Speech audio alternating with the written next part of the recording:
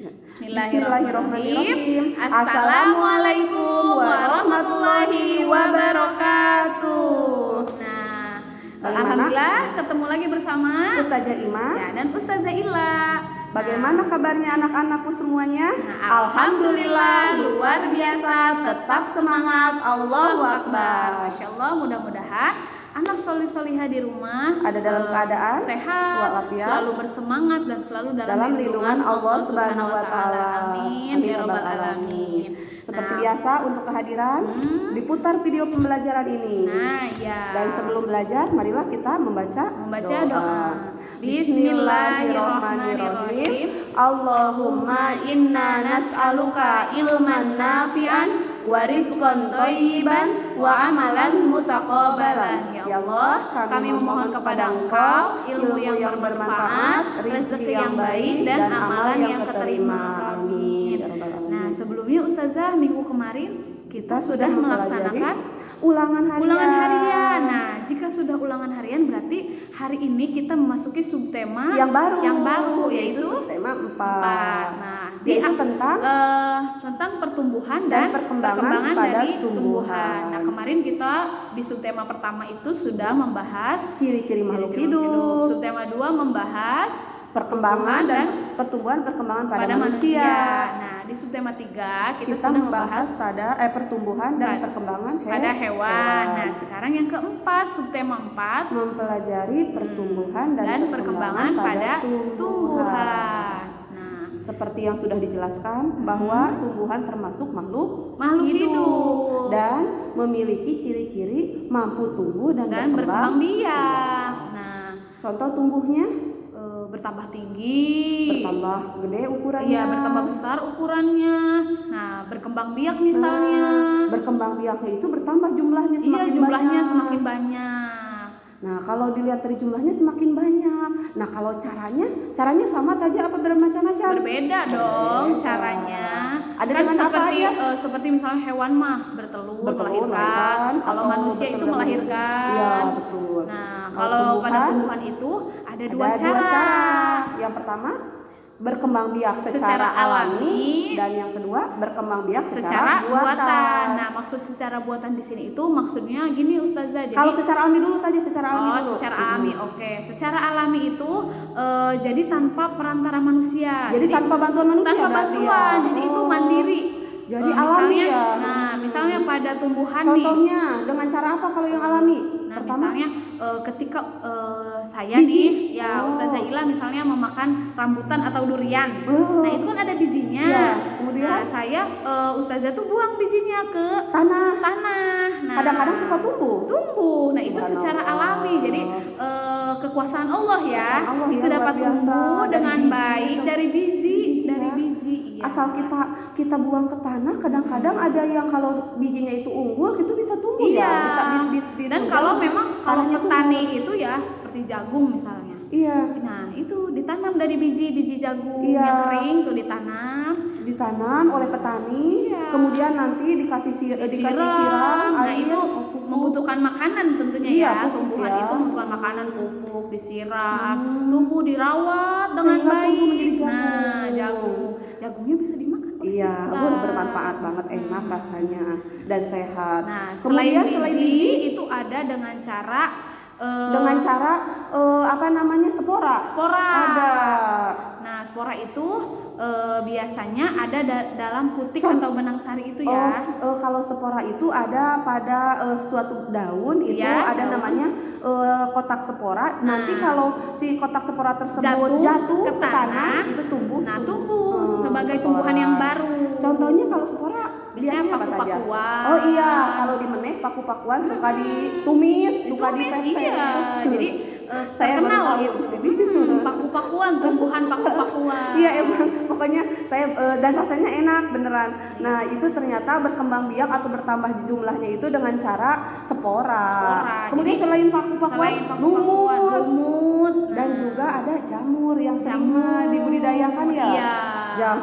Jamur yang sering dijual di pasar itu bisa banyak jamur tiram, jamur payung. Nah, itu dengan spora. Dan ada juga dengan alami itu dengan cara tunas ya. Nah, tunas itu biasanya pada pisang. Oh, pohon pisang. Ada anaknya ya? Iya, jadi pohon pisang itu bukan jadi dari biji pisang, bukan. Jadi pohon pisang yang besar. Iya. Nah, itu biasanya banyak beranak pinak tunas. Tunas itu bakal calon induknya ya, nanti bakal calon. akan menjadi seperti pohon pisang lagi. Yang gede dari ada tunas lagi itu. bambu. Oh, bambu. Bambu Sama lah itu ya, tunas. tidak ada biji bambu, tidak ada. Jadi memang tumbuhnya itu dari tunas tadi, beranak dari anaknya. Tunas. Kemudian menjadi bambu yang tinggi yang gede. Selain bambu, tebu. Ada enak ya tebu. Iya, bahan dasar pembuat gula. Emang sekarang sudah langka tebu, padahal ya tebu itu rasanya enak banget. Nah, itu jadi secara alami. Ada biji, ada spora, ada tunas. Satu lagi. Ada secara umbi-umbian. Iya, Ustazah lupa. Umbi-umbian itu contohnya bawang merah. Oh, itu umbi lapis ya. Kemudian lalu misalkan kentang, umbi akar, wortel. Kemudian akar. ada lagi umbi jalar. Kalau umbi jalar mah contohnya apa? Kunyit, jahe, lengkuas. Terus apa lagi? Ada umbi akar, singkong kayak gitu. Nah, itu dengan cara alami. Sekarang dengan cara buatan. Nah, dengan cara buatan itu maksudnya diperbanyak jumlahnya dengan dibantu oleh bantuan manusia. Ada 2 tuh di situ, ada stek dan ada cangkok. Kalau kalian udah tingkat tinggi sekolahnya bisa nanti belajar mencangkok. Bukan, perkembangbiakan buatannya itu lebih banyak contohnya. Kalau ini kita 2 aja dulu ya dengan cara mensetek atau memotong dan mencangkok. Kalau mensetek contohnya stek itu apa? Misalnya pada singkong. Nah, setelah tadi umbinya kita makan, kita goreng jadi keripik singkong, jadi apa? Batangnya itu bisa dimanfaatkan. Nah, bisa kita potong-potong sebesar pensil atau spidol tuh ya, sepanjang itu dipotong-potong, kan banyak tuh, panjang sekali tuh pohonnya. Terus kita tanam lagi. Nah, kita tanam, nanti insya Allah nanti jadi lagi. Jadi singkong lagi. Kekuasaan Allah ya, pantesan gitu. Di Indonesia itu ya. Jadi bisa dari kayu menjadi makanan ya, sangat subur dari batang ya, itu dari batang nanti akan menghasilkan buahnya di bawah tuh di akar. Di akar itu tumbuh singkong. Lalu ada lagi dengan cangkok. Nah, memperbanyak itu ya. Caranya dikelupas dulu ya, dikelupas kulitnya. Nanti kemudian dikasih tanah ya. Tanah dan serabut biasanya diikat pakai tali rapia. Setelah nanti berakar dan si cangkoknya itu daunnya itu tuh hijau, kita cabut, kita potong, kita ambil, kemudian kita tanam lagi ke tanah yang baru. Kalau yang mencangkok contohnya pohon mangga, kedondong, rambutan ya. Nah, seperti itu. Iya, subhanallah ya, ternyata. Jadi biar cepat gitu proses pertumbuhan. Kan kalau dari biji kan kita lama. Nah, anak-anak Soli, kalau untuk perkembangbiakan alami itu bisa dari alam yang memproses, tapi kalau untuk buatan butuh kerja manusia. Jadi misalkan di rumah nih, bisa minta tolong ayah bunda, kita lakukan percobaan mencangkok, ataupun kita lakukan percobaan mensetek gitu. Nah, kumpulkan alat dan bahannya. Kalau di sekolah bekerja sama dengan teman, kayak gitu. Nah, kalau kita kerjasama, insya Allah pekerjaan akan menjadi ringan dan akan lebih tercapai, lebih lancar, lebih berhasil. Nah, sekarang kita belajar tentang anggota tubuh dari pohon. Saya dan tumbuhan. Ustazah punya gambarnya nih, mana? Oh, subhanallah. Ini adalah akar, tumbuhan. Nah, dalam tumbuhan itu ada pertama akar, lalu kedua bagiannya batang, lalu daun. Nah, itu adalah bagian utama dari tumbuhan. Dan bagian pelengkapnya itu ada bunga dan buah. Nah, di dalam setelah berbunga nanti akan berbuah. Nah, di dalam buah tersebut kadang ada yang punya yang berbiji. Nah, nanti bijinya itu bisa jadi bibit lagi, bisa jadi tumbuhan baru lagi. Nah, ini ya anak-anak, ini adalah anggota tubuh dari tumbuhan, dari pohon. Kemudian kita akan belajar jenis-jenis daun. Bagian-bagian dulu. Bagian daun itu ada 3 jenis. Ada bagian daun itu ada yang lengkap, jadi ada yang tidak lengkap. Kalau yang lengkap itu daun yang memiliki 3 3 bagian. Ada tangkai daun, ada helaian daun, dan ada pelepah. Nah, biasanya yang ada pelepahnya itu pisang. Pisang. Bukan, Itu nggak ada. ya. Ya, nggak apa-apa ya. Jadi kalau kita bayangkan aja pohon pisang kan suka ada yang ke sana ya ada pelepahnya. Ya. Nah, itu merupakan contoh jenis daun kelapa yang juga ada Ustazah. Oh iya benar. Iya, kelapa benar. ada pelepahnya. Ada pelepahnya bener. Kelapa sama daun kelapa sama pisang itu merupakan daun yang lengkap. Kalau yang tidak lengkap mah paling ada seperti ini. Nah ini ada satu dua bagian aja, 2 bagian tulang daun sama helaian. Ini tulang, ini helaian. Nah itu ya nak ya. Iya. Nah kemudian sekarang jenis-jenis daun. Oke baiklah. Jenis daun. Ada daun dilihat ya. dari bentuknya. Bentuk tulang daun. Ya, Ada ya. Ada tulang yang melengkung. Oh ini contoh kayaknya ini daun sirih. Nah oke. Ini tulang daun yang menjari. Yang menjari seperti jari. Ini contoh daun apa ini? Singkong. Ya Allah iya. Singkong. Ini daun singkong, ini daun sirih yang melengkung, daun singkong yang atau menjari. bisa daun pepaya ya yang menjari. Daun pepaya sama menjari. Kemudian ini sejajar. Daun yang sejajar. Ini daun jagung. Atau daun kelapa juga sejajar. Daun kelapa, daun jagung, kemudian daun apa lagi yang sejajar? Padi, lalang. Nah, banyak contohnya. Ini menyirip seperti tulang ikan ya. Seperti tulang ikan ya. Ini contohnya daun apa saja? Daun jambu. Ini daun jambu, daun mangga. Daun sirih mah ini ya. Daun jambu, daun mangga, rambutan. Itu menyirip. Nah, oke, ada 4 ya. Bentuk daun, melengkung, menjari, sejajar dan menyirip. Kemudian fungsi daun saja. Fungsi daun itu pertama untuk proses fotosintesis atau pembuatan makanan. Yang kedua untuk pengeluaran air. Penguapan air. Jadi sebetulnya di dalam daun itu terjadi proses fotosintesis dan ada uap air yang menguap. Dan nanti mengeluarkan oksigen itu. Iya, mengeluarkan oksigen. Jadi kalau banyak pepohonan di rumah kita segar, sejuk udaranya. Kemudian juga untuk proses tadi kan pengeluaran air. Kayak gini nih, kalau misalkan air kata bahasa Sunda ya kita air ciibun suka ada di daun. Nah itu daun ternyata mengeluarkan tetesan air yang memang bermanfaat ya. Iya. Dan satu lagi proses pernapasan. Jadi fungsi daun adalah untuk pernapasan, pertukaran antara oksigen dan karbon dioksida. Saja kalau proses fotosintesis ada nggak contohnya? Oh nggak ada. Nah kalau proses fotosintesis itu bahannya apa aja? Daun, air, karbon dioksida. Nah itu dan dibantu dengan sinar cahaya matahari. Jadi kalau kita nih perhatikan, kok daun itu bisa ada yang kering, ada yang mati, ada yang hidup, ada yang segar. Itu mungkin kayak yang mati itu tidak bisa melakukan fotosintesis, jadi tidak mendapatkan makanan. Makanya otomatis berarti kita harus apa caranya? Kita harus sering menyiramnya. Karena untuk melakukan fotosintesis butuh air, butuh cahaya matahari. Kita harus menyimpannya di tempat yang ada cahayanya, gitu. Dan kita juga harus bisa ada karbon dioksida dari manusia, dari manusia.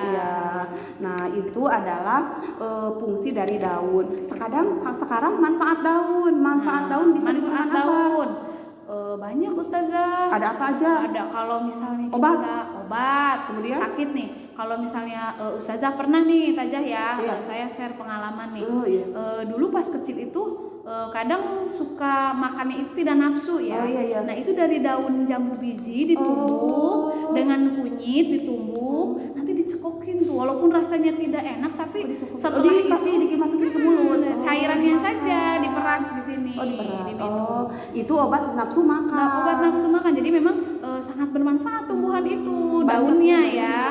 Daun sirih juga untuk antiseptik ya. Nah, antiseptik. Mata dikucek-kucek pakai air daun sirih. Jika mau sakit mata, nggak usah ditetes-tetes bahan-bahan yang kalau kadang-kadang misalkan dengan bahan-bahan obat-obatan yang kimia ya, dengan alami. Karena kita tidak tahu gitu ya. Maka bisa dengan alami apa? Merebus airnya atau mengucek airnya dengan air hangat lalu kucak-kucak ke mata menggunakan piring itu bisa. Nah, itu bisa menjadi obat. Kemudian daun juga bisa menjadi makanan. Iya, menjadi makanan. Bayam, sawi,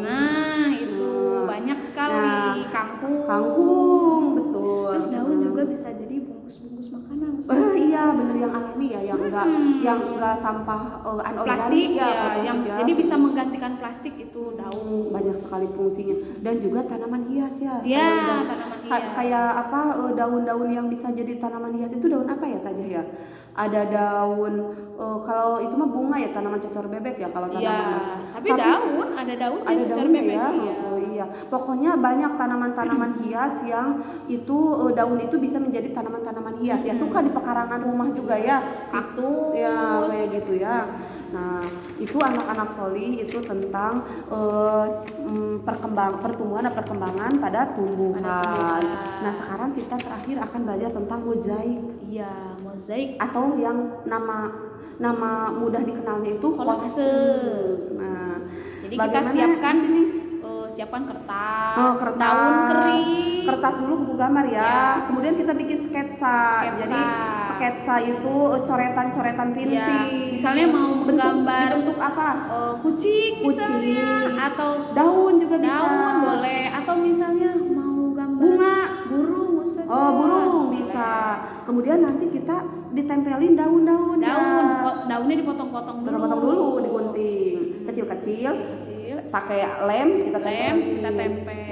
Jadi deh hiasan kolase. Bisa disimpan di rumah atau bisa ditempel di sekolah, di dinding sekolah. Hasil karya anak soli dan solihah. Sekarang tugasnya nih Tajah, tugasnya tolong dikerjakan semua yang ada di pembelajaran 1, mulai dari menjawab pertanyaan di halaman 158 fungsi daun, perkembangbiakan tumbuhan. Iya, kemudian ini di halaman 159. Kemudian di halaman 160. Dan ini di halaman 164 tentang fotosintesis. Kemudian ini ada di halaman ini yang mozaik ya, 167 membuat kolase. Nah, silahkan sekreatif mungkin, mau daun apa aja, yang penting nanti digunting-gunting kemudian tempelin ke sketsa tersebut. Kemudian nah dijawab juga terakhir tentang kerjasama di sini ya, di halaman 169. Seperti Tajah tadi bilang bahwa manusia itu apabila bekerja sama dengan yang lain maka pekerjaan akan lebih ringan. Nah, itu karena manusia itu makhluk yang sosial, itu tidak bisa hidup sendiri, butuh orang lain. Dan memang kita itu harus seperti itu dengan sesama manusia, saling tolong menolong, saling bekerja sama, saling membantu, saling mencintai, saling menyayangi. Nah, pokoknya Tajah ilah ya di sini Tajah mengingatkan bahwa kita harus selalu bersyukur kepada Allah dengan cara beribadah, merawat tanaman. Nah, kita juga berterima kasih kepada Allah, kita sudah diberikan umur panjang dan segala makanan, tumbuhan. Jadi kita juga harus merawat tumbuhan karena memang kita tadi membutuhkan oksigen dari tumbuhan, memakan makanan, obat-obatan dari tumbuhan. Nah, anak-anak yang solih-solihah, dan kita juga jangan lupa kita harus saling menyayangi, harus bekerja sama, harus saling meringankan dengan sesama manusia. Nah, di sini Allah Subhanahu wa taala berfirman dalam Quran surat Asy-Syura ayat 7 sampai 8. Yuk kita bacakan. A'udzu billahi minasyaitonir rajim. Bismillahirrahmanirrahim. Awalam yarau ilal ardi kam ambatna fiha min kulli zawjin karim. Inna fi dzalika laayah wa ma kana aktsaruhum mu'minin. Yang artinya, dan apakah mereka tidak memperhatikan bumi? Betapa banyak kami tumbuhkan di bumi itu berbagai macam pasangan tumbuh-tumbuhan yang baik. Sungguh pada yang demikian itu terdapat tanda-tanda kebesaran Allah, tetapi kebanyakan mereka tidak beriman.